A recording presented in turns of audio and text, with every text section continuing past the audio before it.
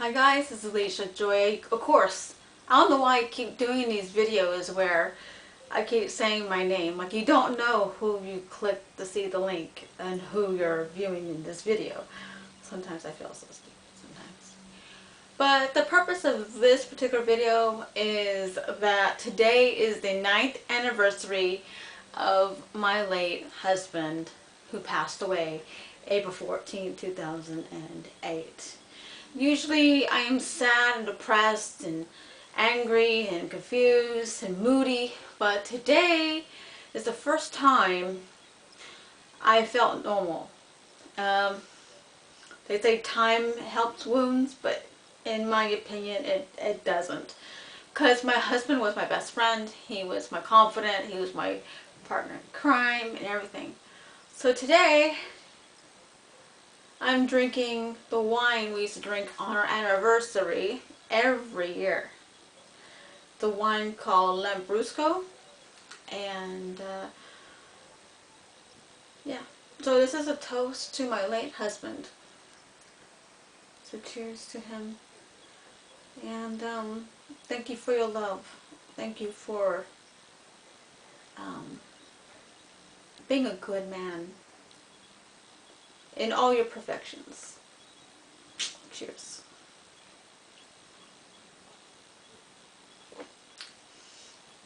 Now, it's never really easy losing a loved one, is it?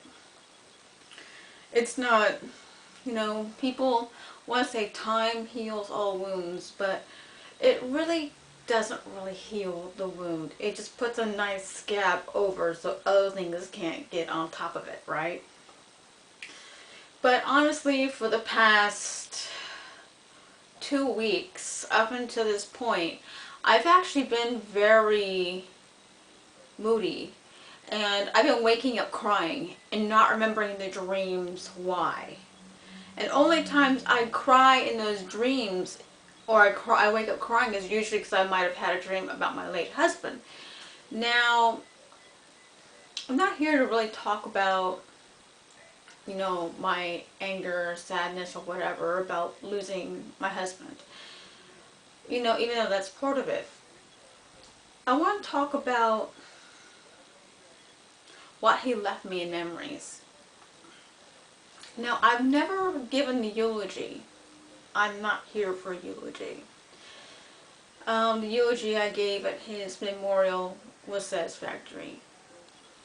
But here I'm going to talk about what he's given to me. I think I repeated myself like 10 times, right? Well, tell me this is starting to get to me within the first sip. I'm such a lightweight with these things. Anyways, I met my husband when I was in my first year of college. But he saw me during my, when I was being introduced to the school. And he had a little crush on me even then, like love at first sight type thing. Anyways, he was overjoyed when he found out that I was at the school. And he kept following me all over the place. Literally, the dude stalked me in college. I could not leave to go to the bathroom without him standing outside the bathroom. Or he would like sneak and look around and hide when I would come around. He'd like hide behind bushes, no joke. And he would never talk to me though. So I'm really the aggressive type. I was opening the door this way and he was pushing the door to get out on the same door at the same time. And and all of a sudden it was a moment of pause. And we looked at each other. I wanted to laugh, but I was pissed off that he was stalking me again. Because I left during break just to get away from him stalking me. And I said, "¿Qué lo necesito?" What do you need in Spanish, And because I thought he was Hispanic because he looked Hispanic. Yeah, well, to my surprise, he was Asian. Even better. So, and he was like, "I don't speak Spanish." I'm like, "Oh, you don't, huh?" And we were both like this at the door, trying to pass all over each other. And then ever since then, he would like hide even harder, you know what I mean? He would try to find me even further. I would go for long walks away from the school just to get away during our breaks during school. And all of a sudden, he would find me all over again. He found me at the cafe or whatever. And before you know it, he was all trying to buy me, you know, like, he was trying to find out what I liked and stuff. Then he was bugging people in my classroom. I want a date with her. I want a date. Can you get me to talk to her? Can you come bring me up to her? And I was already annoyed with him for stalking me to start with. Because I'm the type of girl, if you want to stalk me, I'm going to beat the crap out of you, right? It wasn't cute then. Alright, but now I think about it, it was a great sentiment, you know, for his desire to want to be with me. So that I will give him. For him putting forth the effort to want to be with me. It spoke volumes. Later, not then. Then I was annoyed. And he got, before you know it, we went to his bachelor's degree party with him and our mutual friend Chip and a few other of his friends in the classroom. And I mean, I was friends with almost everybody in his classroom. And anyways, he picked me up, and there's a few songs, like an album that reminds me of him. It's the Pure Moods album. Maybe I'll put a link if I remember of the album that I had found. But that whole album was like playing, and every time him and I would go out after that, we started to date after that. But he would play that in his truck, and we would laugh about shit, you know, we just talk. And it just, that whole album brings me back great memories. My late husband was a martial artist as well. He taught me ninjutsu, he taught me guganji, he taught me tainagi, taught me other forms of martial arts as well. He taught me Brazilian jiu-jitsu. He also taught me, what was it? Partially Krav Maga, I forgot. But it's a martial art that basically deals with hand-on-hand combat, where you learn to disable someone with their gun, their knife, or whatever, in case you have to disable somebody. And you can break someone's bones with that. Anyways, my late husband was a teacher. He was a sensei, or a master, if you want to call him. And he was like the equivalent of a second dan in karate. And he was good. He was good. Literally, that man could be standing just like this, without jumping, like going out like this, and he was just standing straight. All of a sudden, spring up, it was split in midair. It was glorious and delicious, because the man had a nice ass. anyways. Anyways, I did make my late husband chase me. I did make him come at me.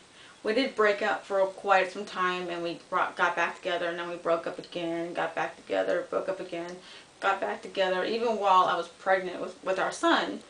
And I mean, I finally agreed to marry him. He asked me to marry him on July 14th. On his birthday, July 12th. And I said yes. And our freaking wedding songs didn't really want to play, so people had to sing our wedding march. Oh yeah. But the man he grew into wasn't the same man he started out. He started out this man full of pride and full of himself. And he grew into this man full of joy and love and compassion and mercy and grace. And he was such a great teacher. And he taught me how I want my future husband, if I ever get married ever again, to be. And yes, it set the bar high. It's not saying that I want anybody else to be exactly like my late husband, because there's not going to be anybody like my late husband. But there is going to be someone with qualities very similar. Loyalty, honesty, things that I cherish so greatly. You know, friendship. Because my late husband was my best friend. He was my lover, and he was my business partner. He was my favorite debater. Him and I would argue about quantum physics to numerology, to spirituality. We would argue about all kinds of stuff and debate about all kinds of stuff. And we would have differences of opinion about things, and we would discuss things, and yeah. The favorite time with him, for me, I hate to say it in this fashion, but it was towards the end of his life. He grew really soft. Like, he was really a hard man before, but he grew soft. And he grew loving. And to me, that was sexy as hell. For a man to be soft, but still be strong, was wow. We would sit there in the morning, and he would make me my favorite drink in the morning. It was hot chocolate with some coffee in it, and he would make like whipped cream like this high, back when I wasn't vegan. And he would put chocolate sprinkles in a certain fashion. He would make it, and it was delicious the way he'd make it. And I would make him his tea in the morning, and we would just sit there, and he would just sit there and not talk. He just let me, and I thought that was the greatest time. Then there was a time when I would just sit there and I would be reading a book while he was tinkering with something in the garage. And he was like, babe, guess what? That was the best time I ever had with you. So sometimes the best times we had was just being around each other, but not saying anything to each other. But one person's doing the talking, or the person's doing the project or whatever. And there was times where he and I would work together on a project with our welders that we had. Him and I reverse engineered so many things, and we created so many things together with herbal supplements and all that stuff. He put me through Bible college, and he put me through my first year, my associate's degree in chemistry. And before he passed away, he got all my records expunged, minus the my first degree. I asked him not to expunge my educational record on the first one, because that's the one I did all on my own. I didn't pay. I paid for it and all on my own, all 80,000 of it myself. Scholarships, grants. I worked my butt off, and believe me, I worked my butt off. Okay, but the man was strong. He wasn't just physically strong. He had to have the strength of like 55 trillion suns just to handle me. And he handled me well. And it wasn't like he was the boss or anything, because he knew I was the boss in the end. But he let me be me. Yeah. Before he died, I made him something. I'll come back and get it.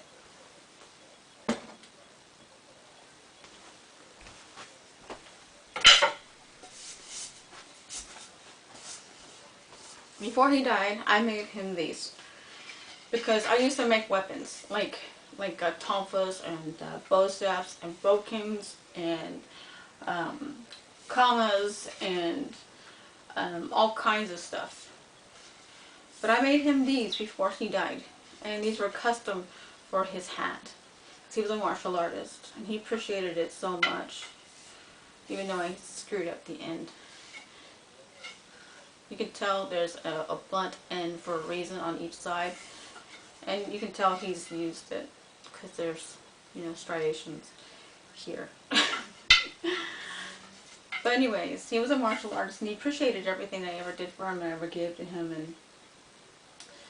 But you know, it's been 9 years. You know, you probably think I've moved on, that I've gotten to a new relationship, and I've dated, but it's just not the same. In the very beginning, I thought I was ready, but I wasn't. I was still grieving, still going through stuff. People were pissing me off, trying to talk about me, trying to talk about him, trying to damage his name.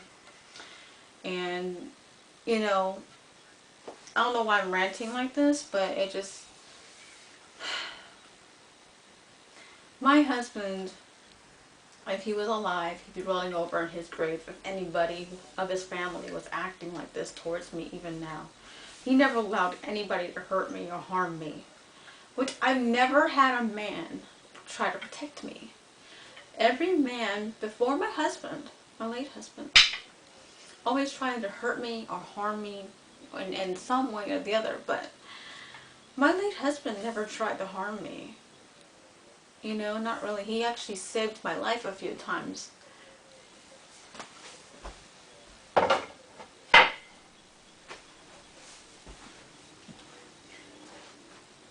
And he didn't just save my physical life, but he saved my emotional life too. Because I was really a different person, you know, then. You know, I was angry, I was full of myself, and I thought I knew everything, and I thought I was Miss All That, a bag of chips, an extra $1.95. I thought the world owed me, and I was selfish, um, and he taught me that there's more to this world than just myself. There's people to help. And he opened up myself to want to help other people. So he's given me the gift of giving back. And his life, so precious. So yes, 9 years has passed. The love of my life, my best friend, my business partner, and my favorite debater. I celebrate him and his love. Thank you for watching.